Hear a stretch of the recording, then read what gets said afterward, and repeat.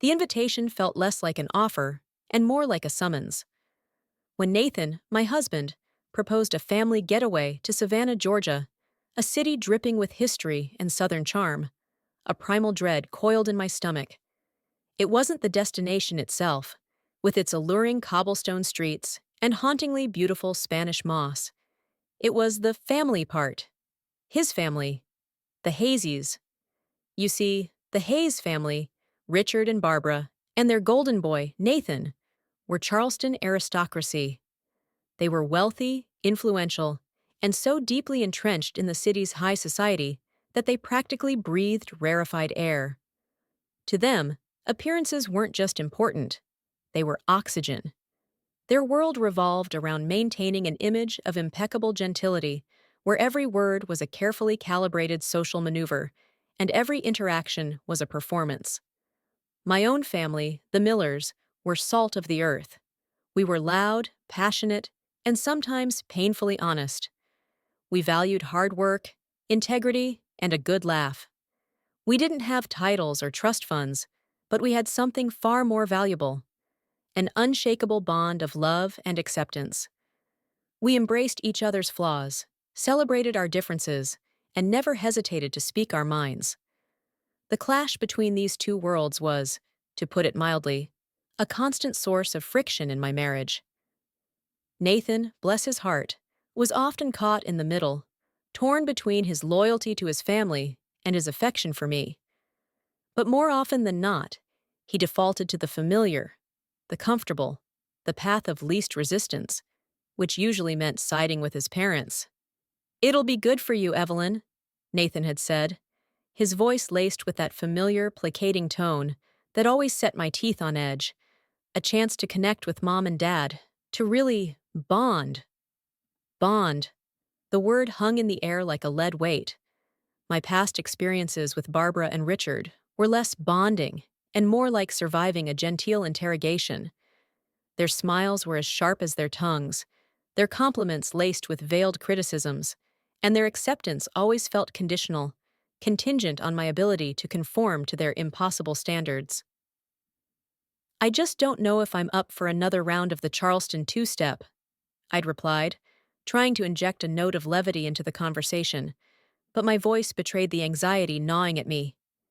Nathan sighed, the sound of weary resignation that had become his default setting whenever his family was involved. "Just try, okay?" For me, it's important to them. And honestly, Evelyn, it's important to us. That word, us, was supposed to be a magic word, a binding force that transcended the family drama. But lately, it felt more like a fraying thread, threatening to unravel with every forced smile and awkward dinner. So, with a heart full of trepidation and a suitcase packed with both my most diplomatic outfits and a healthy dose of defiance, I agreed. I wanted to believe that Nathan was right, that this trip could somehow bridge the chasm between our families. I wanted to believe that, deep down, Barbara and Richard were capable of seeing me as more than just an outsider who had married their son. I was so wrong. Savannah, with its seductive blend of faded grandeur and southern charm, only amplified the underlying tension. The cobblestone streets whispered secrets of a bygone era. The moss-draped live oaks seemed to sigh with a melancholy wisdom, and the stately mansions stood as silent sentinels, guarding the unspoken truths of a society built on tradition and exclusion. The first crack in the facade appeared, predictably, at dinner. We were at a renowned seafood restaurant, a place where the hush of exclusivity mingled with the tantalizing aroma of low-country delicacies. The maitre d', with a practiced smile that didn't quite reach his eyes, led us to a large, opulent table, the kind designed for leisurely evenings filled with laughter and shared stories. I instinctively moved to sit next to Nathan, seeking the comfort of his presence, the reassurance of his touch. But before I could settle into the plush velvet chair, Richard's voice, smooth as aged bourbon, but with an undercurrent of steel, cut through the hushed murmur of the room. "There seems to be a slight Misunderstanding, he said, his gaze fixed on me with an unsettling intensity.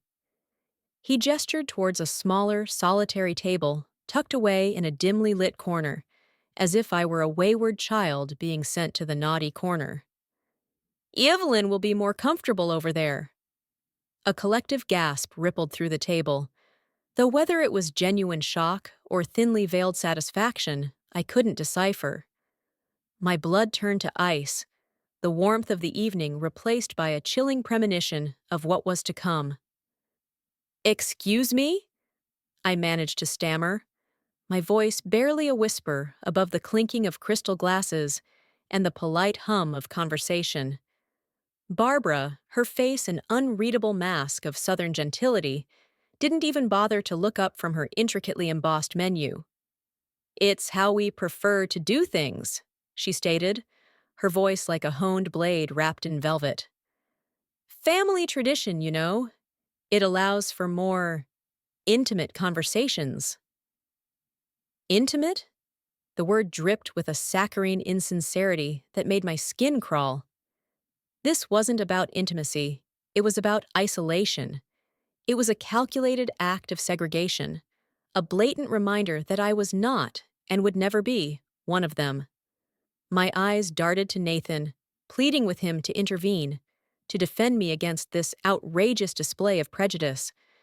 I wanted him to rise up, to declare that his wife would sit by his side, where she belonged. I wanted him to tell his parents, in no uncertain terms, that their tradition was nothing more than a thinly veiled excuse for exclusion. But Nathan, my husband, the man who had sworn to love and cherish me, remained frozen. His gaze was fixed on his plate, his jaw clenched, a muscle ticking nervously in his cheek. He looked like a trapped animal, caught between the primal urge to flee and the ingrained obedience to his parents. All he could muster was that infuriating, soul-crushing line, uttered in a barely audible murmur. "That's just how they are." Those 5 words, that pathetic excuse for inaction, echoed in my mind like a death knell. They spoke volumes about the power dynamics within the Hayes family, about the invisible chains of obligation that bound Nathan to his parents, about the unspoken hierarchy that relegated me to the status of a tolerated outsider. That night, as I sat alone at that forsaken table, picking at a meticulously crafted but utterly tasteless meal, while the sounds of laughter and lively conversation emanated from the main table, a profound sense of loneliness washed over me. I felt like a ghost, haunting the edges of their perfect family portrait, forever on the outside looking in. The cheerful banter felt like a deliberate taunt, the clinking of glasses a mocking toast to my exclusion. I should have walked out then. I should have gathered my dignity, such as it was, and made a dramatic exit, declaring that I refused to be treated with such blatant contempt. I should have unleashed the fury that was simmering beneath my carefully constructed facade of politeness. But I was paralyzed, trapped in a vortex of conflicting emotions. A desperate longing for acceptance warred with a fierce, defiant pride.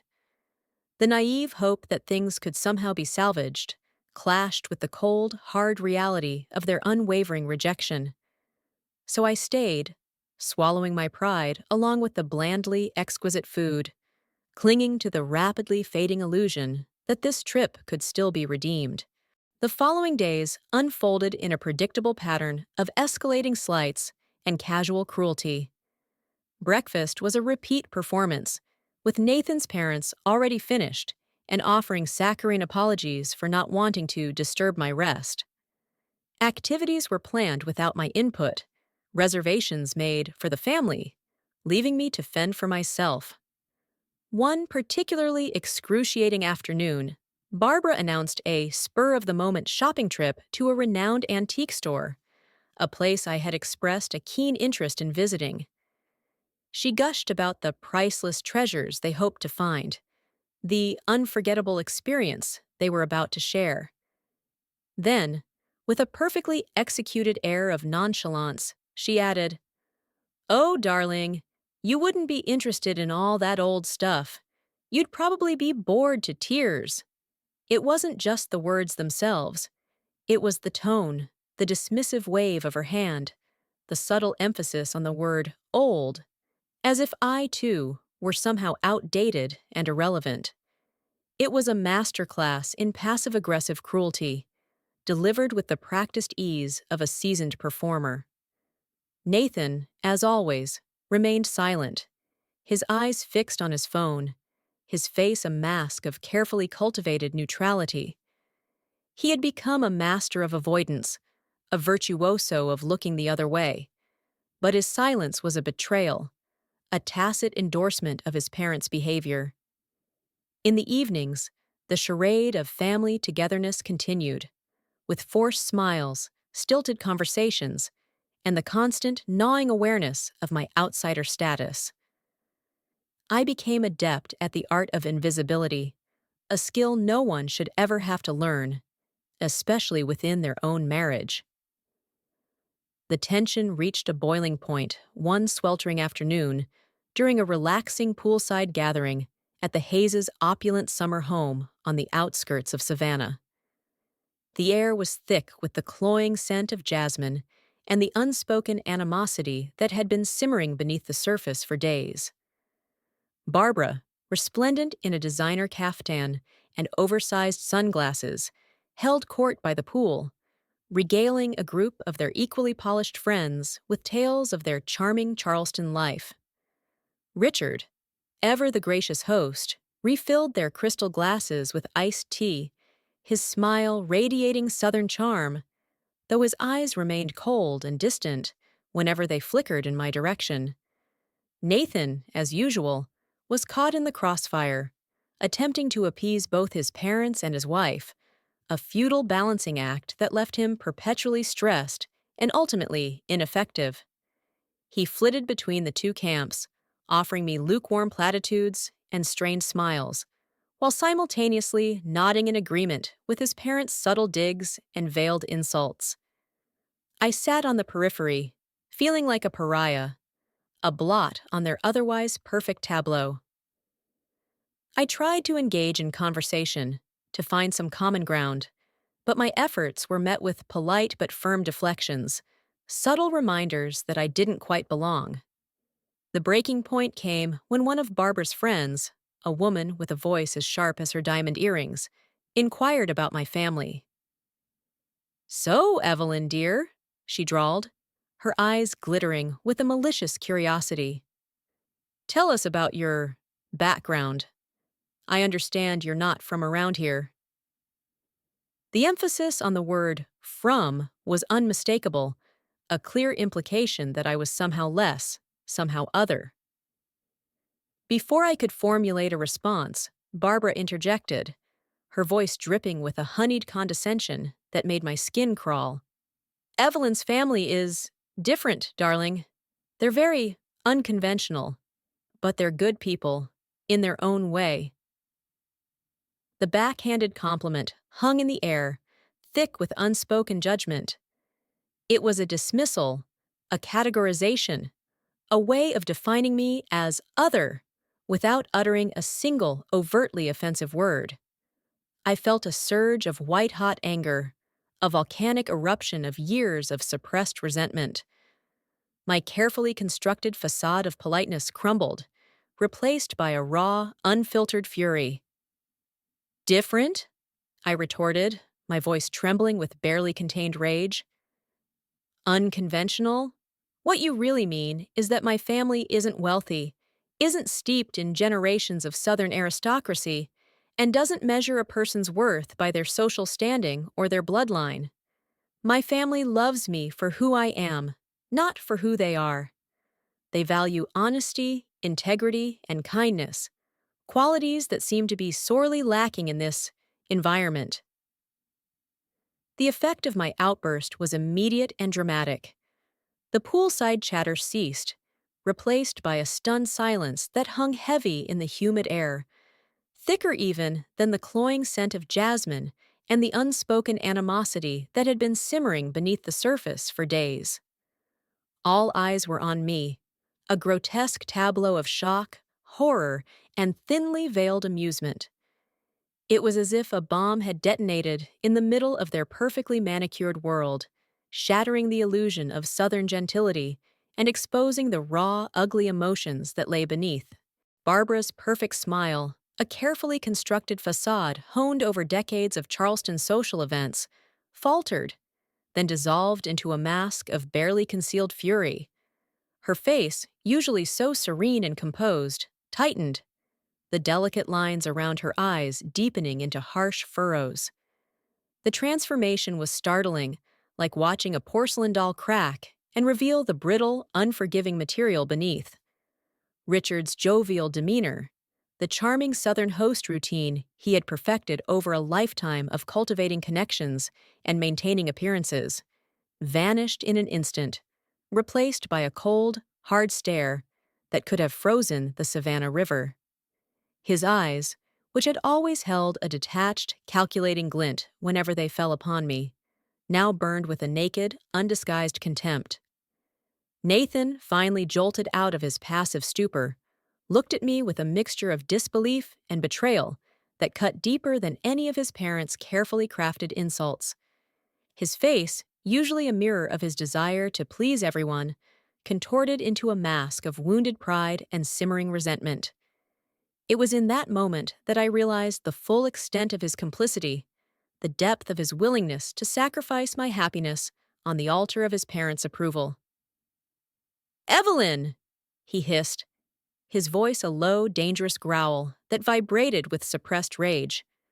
"What the hell is wrong with you? Do you have any idea what you've done? You're embarrassing us. You're making a scene." Embarrassing them? That was my breaking point.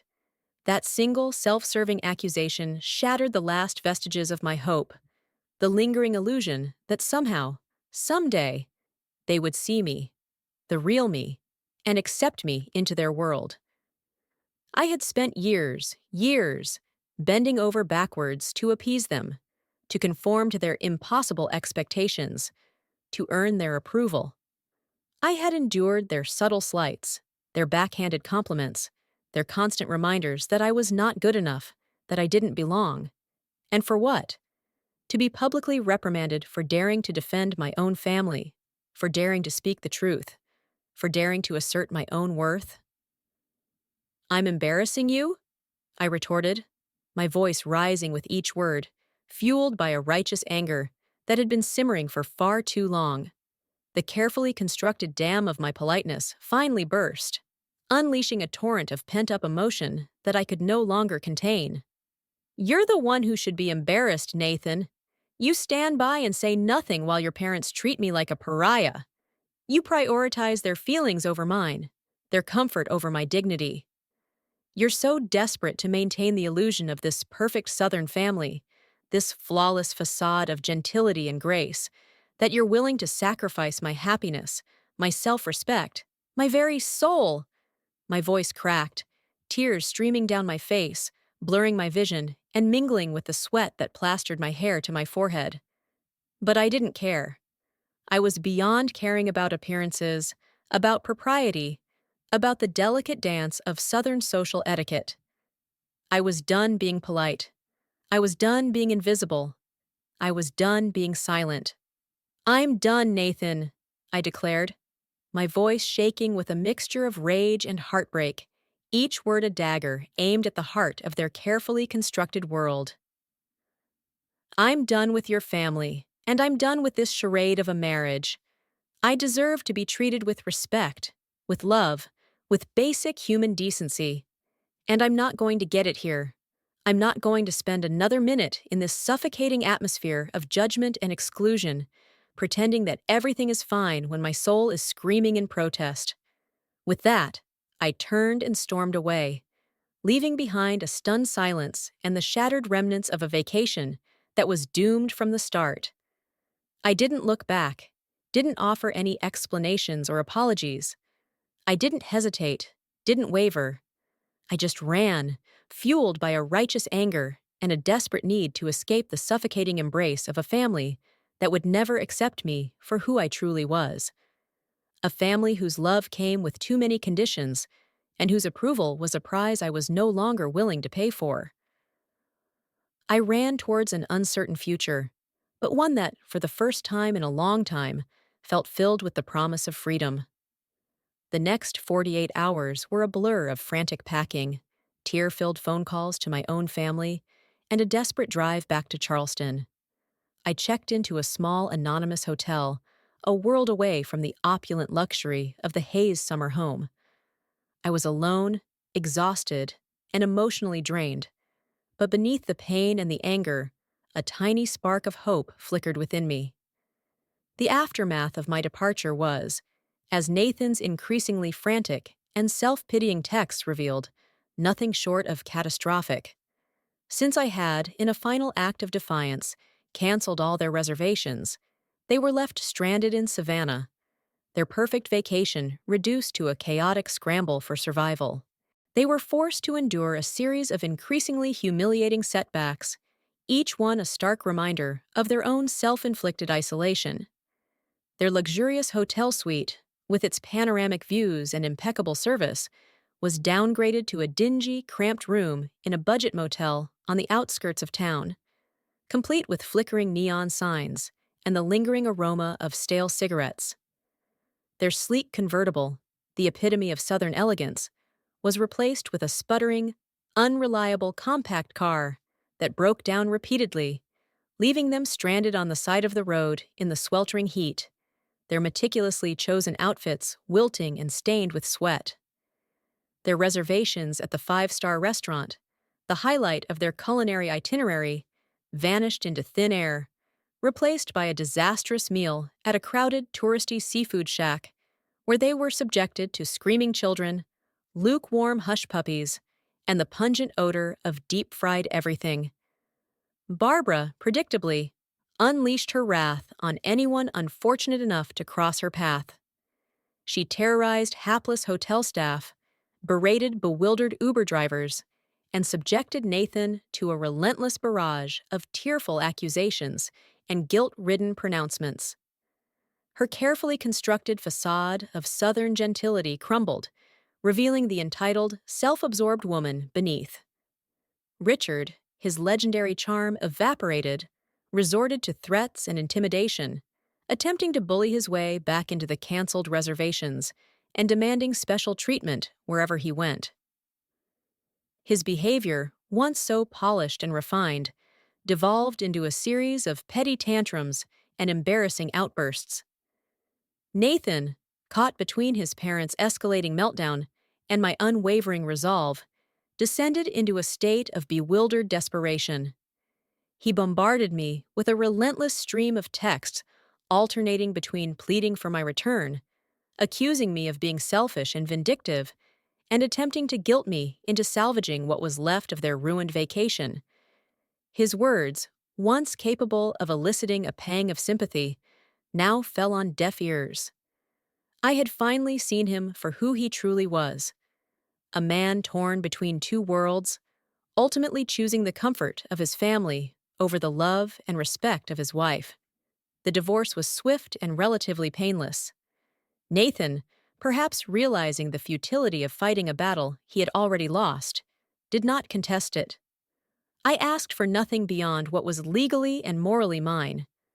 I simply wanted to put the entire ordeal behind me and move on with my life. And that's exactly what I did. I threw myself into my work, pouring my heart and soul into my writing. The words flowed from me with a newfound urgency, a cathartic release of all the pain, anger, and disillusionment I had endured. My career took off. I published a series of critically acclaimed and commercially successful novels, each one exploring themes of identity, belonging, and the search for self-discovery. I traveled the world, speaking at conferences, meeting fascinating people, and immersing myself in diverse cultures. I spent a year living in a remote village in Italy, learning to speak Italian, savoring the exquisite food and wine, and discovering a passion for art that I never knew I had. I volunteered at an elephant sanctuary in Thailand, caring for these majestic creatures and learning about the importance of conservation. I hiked through the breathtaking landscapes of Patagonia, feeling a profound connection to the raw power and beauty of the natural world. These experiences transformed me, stripping away the layers of insecurity and self-doubt that had accumulated over the years. I learned to embrace my independence, to trust my instincts, and to forge my own path, unburdened by the expectations of others. And yes, I found love again. His name was David, and he was everything Nathan wasn't. He was kind, compassionate, and unwavering in his support. He saw me, the real me, the woman behind the scars and the vulnerability, and he loved me unconditionally. We met at a small independent bookstore in San Francisco, a chance encounter that felt like a twist of fate. We were both drawn to the same collection of poetry, our hands brushing as we reached for the worn volume. We struck up a conversation, and the rest, as they say, is history. David was a writer himself, a talented and passionate journalist, with a restless spirit and an insatiable curiosity about the world. We shared a love of storytelling, a thirst for adventure, and a deep appreciation for the simple joys of life. With David, there were no power struggles, no hidden agendas, no carefully constructed performances. There was only honesty, vulnerability, and a profound sense of mutual respect. He celebrated my strengths, supported my dreams, and loved me fiercely, flaws and all. We built a life together, a life filled with laughter, adventure, and a shared commitment to making a difference in the world. We traveled to far-flung corners of the globe, hand in hand, exploring ancient ruins, trekking through lush rainforests, and immersing ourselves in cultures both familiar and foreign. We also dedicated our time to causes we cared about, volunteering at a local homeless shelter, advocating for environmental protection, and using our writing to raise awareness about social justice issues. And yes, we had two beautiful children, a boy and a girl, who filled our lives with a love and a joy that surpassed anything I had ever imagined. I never forgot the pain and humiliation I endured at the hands of Nathan's family, but I refused to let it define me. It became a chapter in my story, a crucible that forged my resilience and taught me invaluable lessons about myself and the kind of life I deserved. I learned that I was stronger, more capable, and more deserving of love and respect than I had ever believed.